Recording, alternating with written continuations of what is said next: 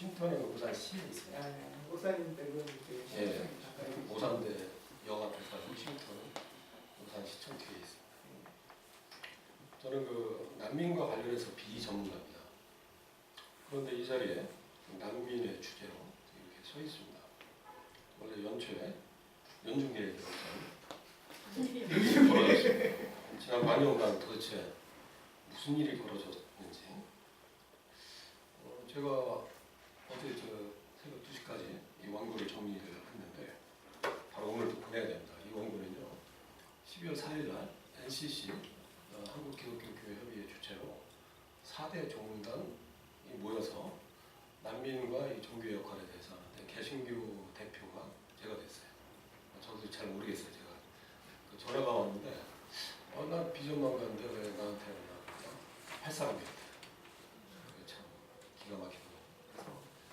그 다음에 12월 15일날 수원에서 토요일날 오후 내내 이제 국제심포지움이 열리는데 그 예멘에 관련해서 이제 예멘에서 온 유학생이 서울대 학생인데 그 친구가 발표를 하고 얘가 토론문을 또 작성을 해서 읽어야 됩니다. 외국 사람들 또 연평 시장님도 와서 근데 그때도 제가 거부했어요. 전 비전문가인데 왜 제가 합니까? 할 사람이었대요. 기가 막히죠? 하여간 저는 비전문가입니다. 하지만 올 한 해 이 나라의 존재는 이 예멘이라고 하는 나라, 지구 반대편에 있는 그 나라 전혀 우리에게 생경한 나라입니다. 저도 예멘 예자도 몰랐어요. 근데 올 한 해 이 나라의 존재는 세계를 지금 뒤흔들고 있습니다. 지난 100년간 지구상에 이처럼 지옥 같은 상황은 없었다. 유엔은 그렇게 공표할 정도로 위기 속의 나라가 예멘입니다. 그리고 그 나라에서 난민으로 신청하기 위해서 500명이 우리에게 온 것입니다. 도대체 무슨 일이 벌어진 것일까? 그리고 지금 한국에 온 예멘인들은 어떤 상황에 놓여 있는가? 앞으로 되어질 상황과 전망은 특히 한국 개신교가 어떻게 지금까지 대응해 왔고 앞으로 어떤 전망을 할 수 있을까? 세계는 이 난민이라고 하는 존재에 대해서 어떻게 반응하고 있을까? 자, 제가 여러분께 이제 말씀드리는 것은 한국 개신교가 난민에 대해서 어떤 디아코니아적인 책임, 제가 이제 디아코니아라는 용어를 사용하는데 제가 독일에서 디아코니아를 전공을 했습니다. 디아코니아는 간략하게 설명하면 그거예요. 오늘 이제 우리 말씀 공부를 하셨지만 누가복음 22장 27절에 보면 나는 너희 가운데 섬기는 자로 와 있다. 그때 섬긴다라는 의미, 또 나는 약자를 시중드는 자로 와 있다 했을 때 섬긴다, 시중든다 그 의미가 바로 그리스어로 디아코니입니다. 예수님은 이 땅에 디아코노스로 오셨어요. 시중든 사람. 누가복음 22장 27절에 오늘 말씀을 통해서 우리가 확인했죠. 저는 독일에 가서 한 10년간 디아코니아를 공부했습니다. 하이델베르크 대학에서 디플롬을 하고 박사논문을 쓰고 그리고 한국에 귀국해서 15년째 이 디아코니아라는 주제로 여러 가지 활동을 하고 있습니다. 과연 우리 한국 개신교가 이 난민에 대해서 디아코니아적인 책임이 뭘까? 이런 부분을 여러분과 함께 나누고자. 개인적으로 그 난민이라고 하는 단어는 난민 하면 떠오르는 생각이 있어요. 저희 아버지는 한국 전쟁 이후 1955년에 지방에 청주에 피난민 수용소에 급식소 그리고 교육의 차원으로 교회를 디아코니아 교회를 세우셨어요. 평생 31년간 그 한 교회에서 목회하다가 돌아가셨습니다. 어린 시절 저에게 교회라고 하는 것은 가난한 사람들의 공동체. 제 친구들 역시 그 수용소 난민들 그들의 자녀 또는 고아원 그 친구들이 바로 제 친구였어요. 사람들이 그래요. 너 왜 친구들이 다 그러냐? 수용소에 또 건축일 하는 분들의 아들 또 고아원 아이들 다 친구들이 그래요. 전쟁이라고 하는 것은 처참한 가난을 동반합니다. 직업이었죠. 혈육의 이별, 고아, 떠돌이. 그런 사람들로 전쟁은 항상 결과가 됩니다. 다른 나라로부터 온 구호물자, 어린 시절처럼 쉽게 접근할 수 있었고 길게 이어진 난민 가옥들, 수용소. 그게 교회의 어떤 일상이었습니다. 전쟁은 모든 것을 제로섬으로 만들고 영도의 세상, 영점으로 내몰아간다. 제 기억 속에 이 난민은 그렇게 투영되어 있습니다. 그러니까 우리의 가까운 과거에 난민이라고 하는 존재는 바로 우리 자신이었다. 그 생각합니다. 독일에서 저는 10년간 유학생을 하면서 이방인으로 살아가는 애환을 경험한 적이 있습니다. 모든 것이 생경한 이국 땅에서 버텨내는 일은 언어적 문제, 뿐만 아니라 경제적 문제, 수많은 문제가 중첩된 고난의 행군이었습니다. 특히 경제적으로 넉넉한 형편이 아니었기 때문에 제 경험에 있어서는 더 그랬습니다. 10년 독일 체류 내내 노동과 공부를 병행하면서 여러 우여곡절을 경험을 했습니다. 가는 날부터 오는 날까지 이주노동을 했습니다.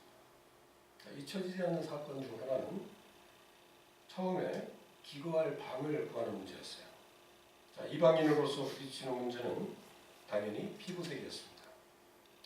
방을 선뜻 나서서 내주는 사람이 없었기 때문에 고개를 하듯이 방을 얻었지만 6개월 살고 나올 때 보증금 문제로 집주인과의 마찰로 반년을 법정에 서기로 했습니다. 1년을 서기로 했습니다. 얼마 안 되는 그 보증금, 한국 돈으로 한 100만 원 정도 되는데요. 그걸 안 준다는 주인과 신랑 잃어버리다가 제 독일 친구의 형 변호사의 도움으로 1년간 법정 투쟁을 통해서 독일 국민의 이름으로 보증금을 돌려받았습니다. 제가 한국에서도 법정에 앉았는데 독일에서 법정에서도 신분을 받았습니다. 이방인에게 옆에서 동반해 준다는 것이 참 소중하다. 그걸 절실히 했습니다. 만약에 그 변호사 그분이 저를 동반해 주지 않았더라면 제 독일어 실력은 어린 반프라처럼 없는 것이 포기했었습니다. 또 하나의 비참한 상황은 체류 연장의 문제였습니다. 하나는 유학생의 통장을 1년마다 검증을 합니다. 그래서 계좌에 돈이 많으면 체류 연장을 다 해줘요. 근데 가난하니까 3개월짜리 체류 허가를 내렸습니다. 그때 그 비애감, 완전히 그 존재 자체가 무시당하는 그런 상실감. 국적국이 아닌 곳에서의 체류 허가는 생명과도 같은 것입니다. 그것에 대한 부정을 당하는 것은 죽음을 경험하는 것입니다. 언어적 장애로 장애인 취급을 받았을 때도 그때의 기분도 기억 속에 깊이 각인되어 있습니다. 하여튼 이주에서 살아가는 이주민의 삶은 하나부터 열까지 만만한 것이 없었습니다. 마치 갓난아이가 옹알이를 하고 배를 뒤집고 일어서고 걸음마는 지나간 과정이 이국 땅에서의 삶이라는 사실을 젊은 날 먼 이국 땅에서 체득한 것입니다. 이주 생활의 아픔과 공부한 내용이 그렇기 때문에 한국에 온 지 어느 5년 동안 저는 이주민센터 관련해서 일을 했습니다. 특히 이주민에 관계된 민관협력기관 거기에서 일을 했는데 서울에서 성남에서 그 이후로 독일 디아코니아 기관들이 한 3만 1,000개가 되는데요. 그것이 다 민관협력이기 때문에 제가 한국에서 디아코니아 실천하기 위해서는 한국의 민관협력 센터에 가서 경험을 해보고자 한 이유였습니다. 하지만 당시 반공무원 신분으로 그러니까 민하고 관하고 같이 하는 거기 때문에 반쪽아리는 공무원이에요. 그래서 반공무원 신분이었기 때문에 난민과 미등록 이주노동자, 소위 말하는 불법이라고 하는 이주노동자는 손길과 눈길을 줄 수 없는 금단의 영역이었습니다. 오로지 합법적으로 한국에 온 이주노동자들과 이주여성들, 그들의 권익에 관여할 수 있었습니다. 민관협력 이주민센터의 센터장 생활을 접고 자유한 상황에서 올해 초여름 저한테 닥친 난민의 문제는 내 중심을 흔들어 놓았습니다. 2018년 4월 30일 제주에 착륙해 난민 신청을 한 예멘인들을 출도 제한. 처음에 그 무슨 말인지 몰랐어요. 그래서 한국은 섬을 바깥으로 나가는 것을 막는 출도 제한 명령. 그러니까 예멘 친구들이 한 500명 왔는데 제주도 바깥으로 못 나가게 가두리 형식처럼. 그리고 6월 1일부터는 아예 예멘인들을 무비자 입국 금지 조처를 정부에서 했습니다. 들려오는 소식이 상당히 심각치 않았어요. 그러다 우연히 제가 독일 텔레비를 보면서 프랑스 기자가 예멘에 가서 50분 동안 다큐멘터리를 작성한 걸 그거를 독일 텔레비에서 방영한 걸 보게 됐습니다. 예멘 내전에 대해서 구체적이고 생생한 영상을 담고 있었어요. 나라 전체가 정지되었고 아비규환 하루하루 보내는 예멘의 상황은 말 그대로 충격 그 자체였습니다. 그걸 아는 이제 예멘에 빠져버리게 된 것입니다. 날짜도 기억합니다. 6월 21일 제가 페이스북을 하는데 거기에 이제 난민디아코니아라고 하는 걸 개설해서 하루에 한 끼밖에 제주에 온 예멘 친구들이 못 먹는다고 해서 한 끼에 5,000원, 1,000끼 운동을 시작을 했습니다. 난민디아코니아 직접 행동으로 드립했는데 단 엿새 만에 모금액이 채워졌습니다. 500만 원. 그걸 가지고 이제 제주도로 갔어요. 가니까 참 처절했어요. 정부도 지자체로 손을 놓은 상태에서 전쟁의 사선을 넘어온 예멘 친구들의 안타까운 현실들이 널려 있었습니다. 예멘 친구들이 가장 많이 간다는 기거한다는 그 무슨 올레 관광 호텔인가요? 거기 160명이 거기 있었는데 거기를 갔어요. 가서 하룻밤을 지내면서 밤늦도록 그 친구들과 대화를 했습니다. 자, 독일 텔레비를 통해서 예멘 실상을 적나라하게 보았지만 그 친구들의 해진 옷과 부상당한 상처와 자국 그리고 회색으로 변색된 깡마른 얼굴들을 보면서 마음이 아팠습니다. 세월호 세대 같은 연령의 친구들이 무국적자로 이영면이 떨어진 이곳까지 온 사연들을 들으며 눈물도 났습니다. 이제 돈도 떨어져서 거리에서 노숙을 해야 될 상황이란 말에 다시 누울 자리 모금을 전제해서 엿새 만에 2층 침대 20개를 모금해서 다시 제주로 갔습니다. 그 3번 더 갔으니까 총 5번의 제주행 비행기를 지난 반년 동안 탄생입니다. 저는 30년 전에 결혼했는데 그때 당시 돈이 없어서 제주도를 못 갔어요. 신혼여행을. 부산을 갔어요. 근데 올해 제가 제주도를 5번이나 한꺼번에 다 갔다 왔어요. 자, 그렇게 이제 실질적인 도움을 위해서 힘담는과 노력을 했지만 그것으로 문제가 해결될 기미가 전혀 보이지 않았습니다. 특히 이제 가짜뉴스 이 정도가 도가 넘어서 아주 폭력적으로 비화되는 것을 봤습니다. 3번째 제주를 방문했을 때 포럼에 참여를 했습니다. 포럼이 진행되는 내내 반대파들이 소요가 만만치 않았습니다. 가관이었습니다. 마친 후에 여성들로 조직된 이 반대자들이 팔을 걷어붙이고 저한테 폭력을 쓰더라고요. 기가 막혔습니다. 또한 청와대 난민 반대 청원이 삽시간에 70여만 명이 올라가는 걸 보면서 단순히 이것은 국민들의 단순한 개인적인 동기가 아니라 조직적으로 움직이고 있다는 합리적 의심을 갖게 됐습니다. 결국은 에스더 기도운동이라는 수구 개신교인들의 댓글 부대의 조직적 개입이었다는 사실이 언론을 통해 증명되었지만 당시 절박한 상황에 일탈한 개신교의 모습은 큰 아픔으로 가진되고 있습니다. 때문에 내국인들에 대한 인식 개선 작업이 절실하다는 생각에서 많은 포럼과 방송 토론, 신문기고, 알자지라 방송과의 인터뷰를 통해서 예멘의 진실을 알리게 됐습니다. 하지만 이러한 반대 기류에 의식해서일까 정부는 지난 10월 17일 난민 심사 결과를 발표하는데 실망스러웠습니다. 500명 중에 난민 인정 1명도 안 했습니다. 그리고 이제 긴박하게 돌아가는 예멘 친구들의 거취와 결정에 부응해서 이제는 제주도를 나올 수 있는 그런 비자가 됐기 때문에 바삐 움직였습니다. 10월 31일 종교개혁 501주년 기념 해서 오산에 디아코니아 쉼터를 열고 6명의 첫 예멘인들을 보금자리에 안착하였습니다. 한국 사회의 이 뿌리 깊은 난민 거부감은 어디서 기인한 것일까? 혹자는 우리 민족의 유전자 안에 타자에 대한 깊은 거부감 인자가 있다, DNA가 있다, 이런 어떤 대학 총장님의 말을 매치되는 것입니다. 하지만 꼭 그런 것일까요? 독일은 자신들의 게르만 우월주의, 아리안주의를 강조하다가 역사적 참사를 경험한 이후 타자에 대한 환대 교육에 집중하여 오늘날 난민 최대 환대국이 되었음을 알고 있습니다. 유전자 운운하면서 인종차별 정서를 은연중에 주사하는 우를 범해서는 안 될 것이다. 자, 이는 우리에게도 요구되는 사안이다 할 수 있습니다. 가짜 뉴스, 거짓 뉴스, 그 이면에는 가짜 신앙, 거짓 신앙, 사이비 신앙이 있습니다. 이번 난민 혐오, 난민 마녀 사냥의 공로에는 일탈한 개신교의 약진이 돋보입니다. 거의 한국 교회를 노획하다시피 선전을 했습니다. 가을에 개최된 한국 개신교 교단의 총회에서 난민 문제는 구체적으로 거론된 바 없습니다. 성명서에 한 줄로 나타낸 교단이 있을 정도입니다. 난민은 이제껏 한국 사회의 금기어였습니다.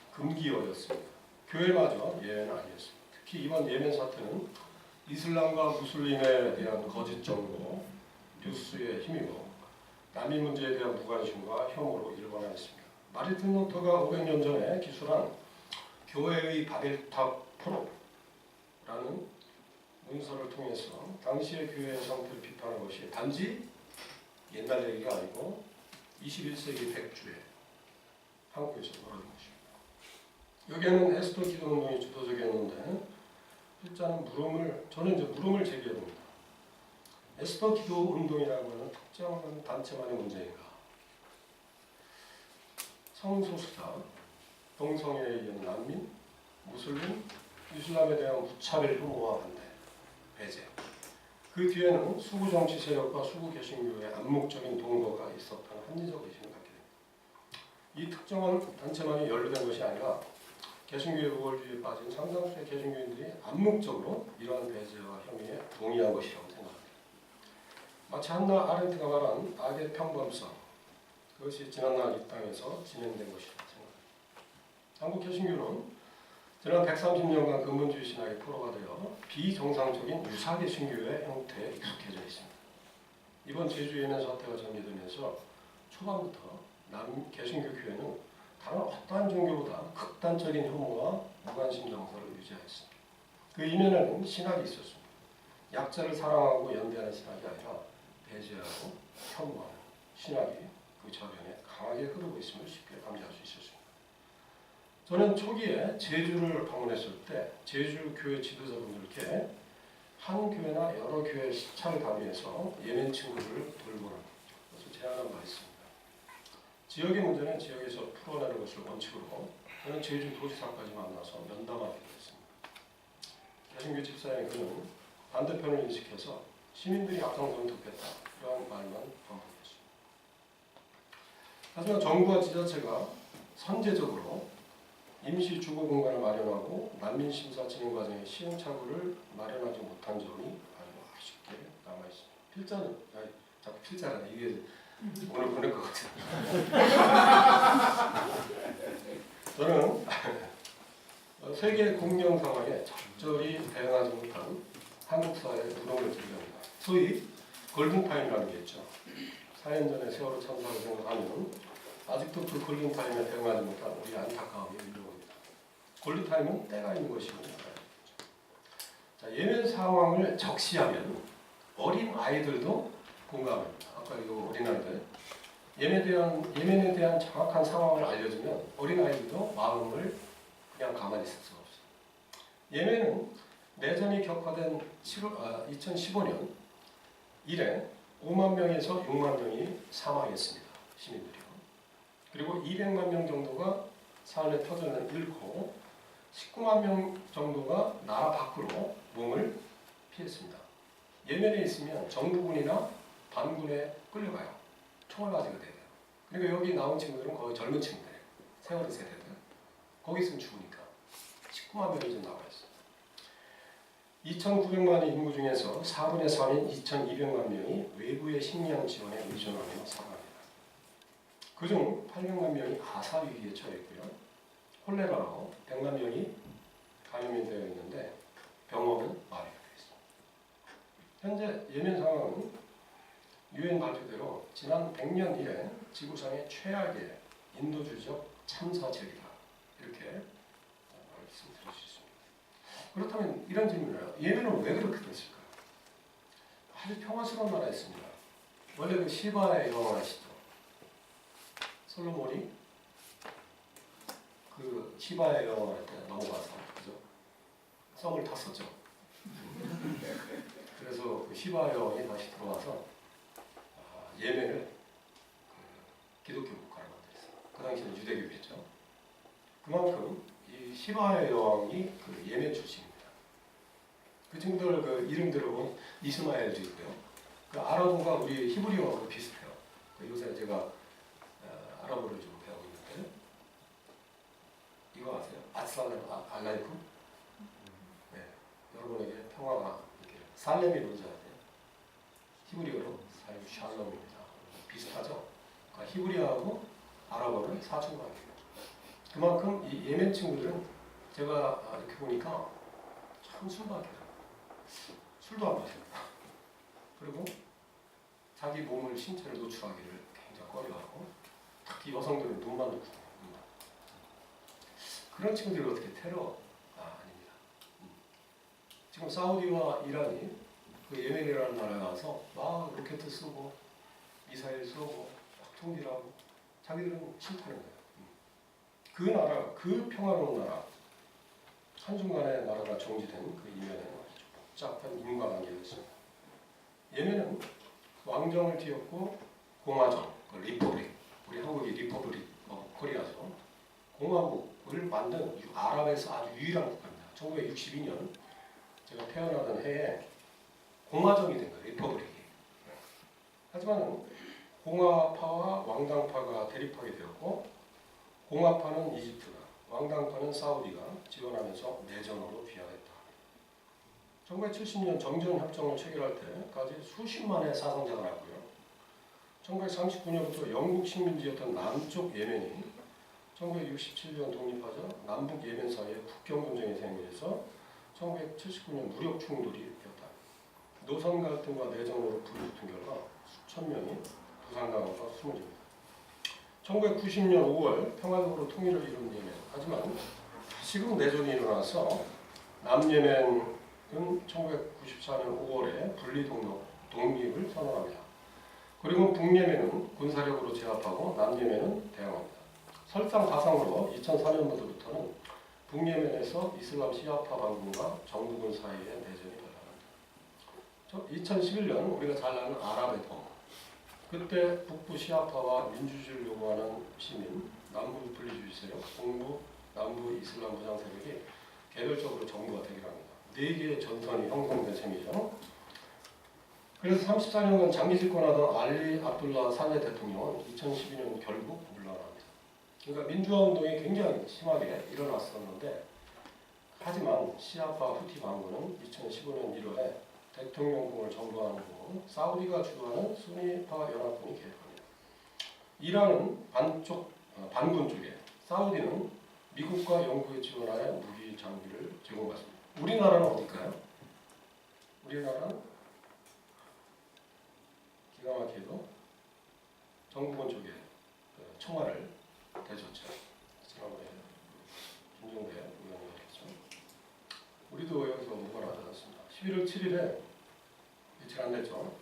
사우디가 주도하는 연합군은 남서부의 호데이다라는 항구에 100번 이상의 공습을 퍼붓습니다. 호데이다 항구는 유엔이나 이런 데서 구호물자를 갖다가 조달하는 그런 큰 항구입니다. 거기를 이 사우디가 집중 포화를 해서 인도주의 위기가 더욱더 가세화되고 있습니다. 식량과 의약품 그리고 연료의 80%를 민간인에게 전달되는 통로인 후데이다를 집중 공략하는 사우디가 작전으로 예멘은 더욱 지옥으로 변하고 있습니다. 자, 여기서 이제 난민의 행렬은 줄어들지 않고 늘어날 것이라는 예측을 할 수 있습니다.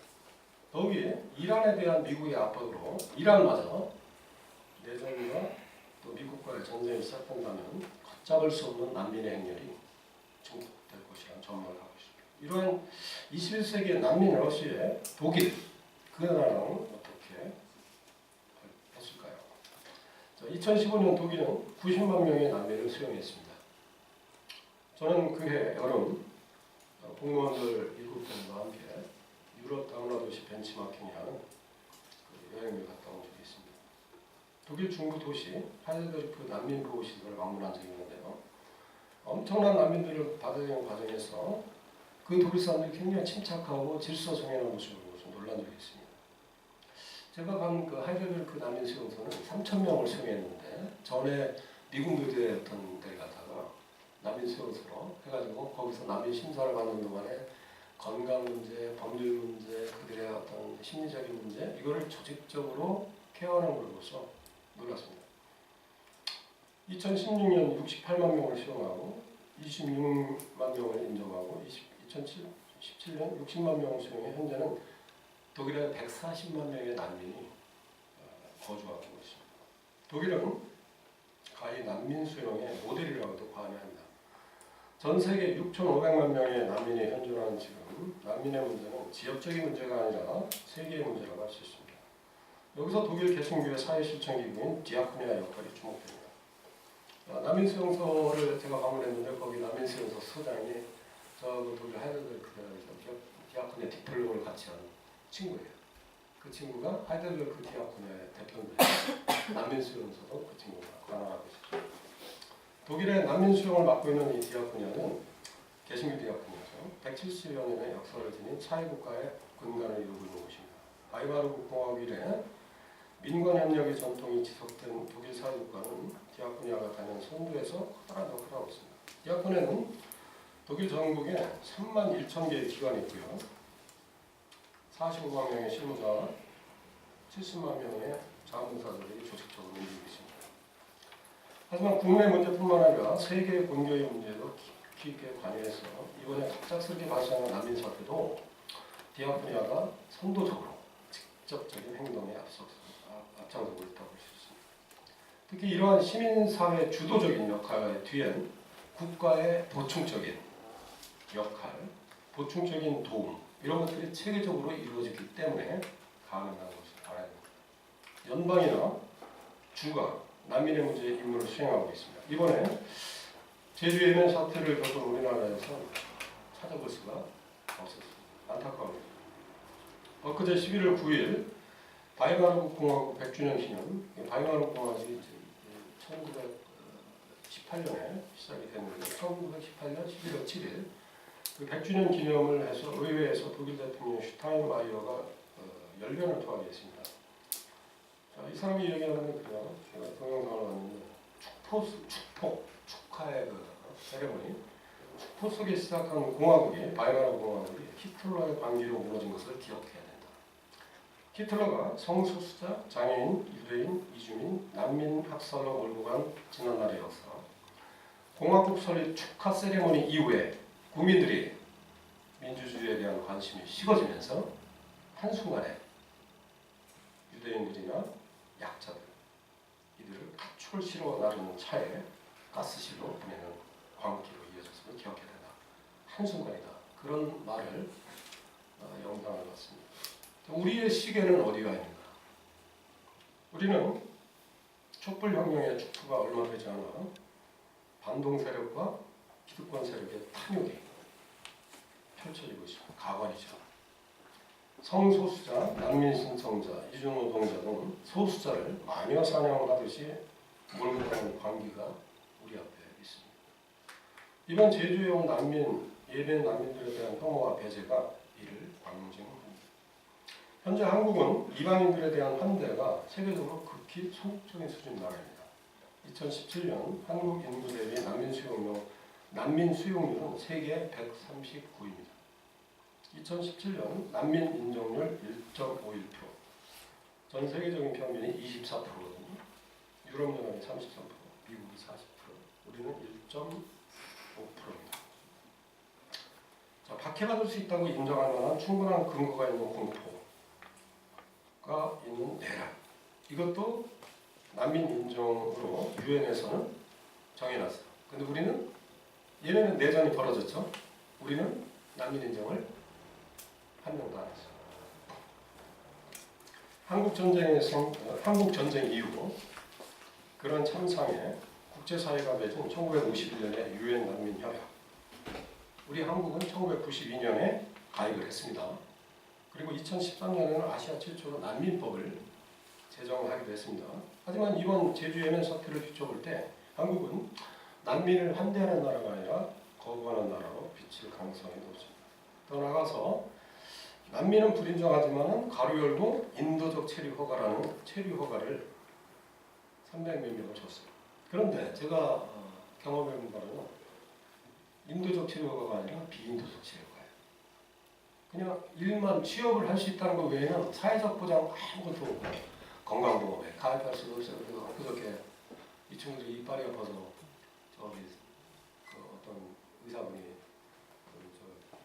이런 좋은 일을 하신다고 그래서 저쪽에 벌동인가 거기에 가서 3명 왜냐면 보험이 없으니까 한 번 치료받으면 엄청난 돈이 들잖아요. 그래서 거기 갔으니까 의료보험 있는 걸로 해서 치료를 했습니다. 47,000원. 여러 제약이 있는 허가인데 이걸 인도적 체류 허가래요. 기가 막힙니다. 다시 말해서 유엔 협약에 가입만 했고 난민법만 만들어 놓은 것이지 난민을 실질적으로 보호하진 않습니다. 한국 사회가 국제사회 평화 기여에 대한 기대치에 못 미친다고 할 수 있습니다. 이러한 상황임에도 5명의 국회의원들 어느 당일까요? 이분들은 난민법 개혁에 나서는 일을 너무도 부끄러운 일인데 이거를 하고 있습니다. 지금도 참 난민에 대한 법이 이상한 법인데 그걸 또 이제 난민 수용을 아예 신청 자체를 받지 마자. 아 진짜 자유당 그러면 안 되는데.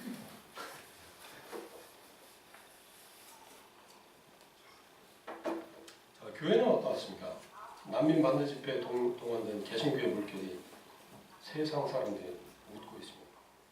더 이상 부끄러운 행렬은 멈춰야 합니다. 예수 그리스도는 이 땅에 약자를 섬기는 디아코노스로 오셨습니다. 그죠? 제자들이 상정한 큰 자나 군림하고 지배하는 모습이 아니라 지극히 작은 자에게 시중된 그런 그리스도로 오셔서 몸으로 몸을 보여주셨습니다. 성장과 번영의 영을 입고 이 땅에 오신 것이 아니라 철저히 약한 자들에 대한 긍휼과 자비 그리고 사랑의 영을 입고 이 땅에 오신 그리스도이십니다. 우리가 신앙하는 그리스도는 디아코노스, 즉 시중들입니다. 성족이나 이스라엘기를 들 것이 아니라 철저히 나무에 매달려 죽으신 예수의 십자가, 난민으로 와서 난민과 함께 하신 고난의 십자가를 드려요. 이러한 디아코노스 주님을 따르는 제자들의 교회는 어때야 할까요?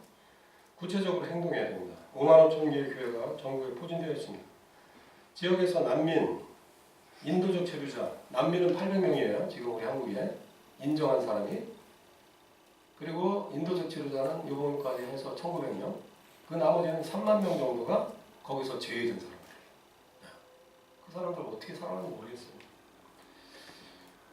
자, 이러한 사람들의 나그네에 대한 신학적 실천, 신앙적 실천, 성서적 실천으로 다가가야 한다고 생각합니다. 난민은 해석의 대상이 아닙니다. 무조건 껴안을 대상입니다. 우리가 오늘 읽은 마태복음 25장 최후심판비유에서 예수님은 명토박습니다. 너는 내가 나그네 되었을 때 나를 따뜻하게 영접해 주었다. 너는 천국에 이르리라. 너는 내가 나그네가 되었을 때 나를 받아주질 않았다.